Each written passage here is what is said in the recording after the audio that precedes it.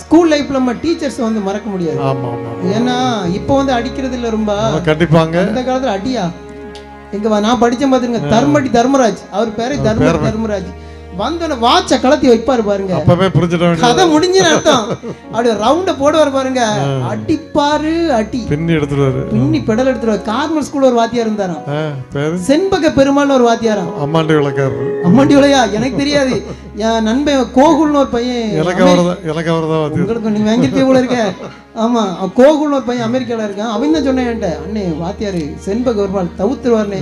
அவர் வர்றதுக்கு முன்னாடி பெரம்பு முன்னாடி வருமா, அங்கே பாதி வைப்பை கிளியர் பண்ணிடுவாராம்.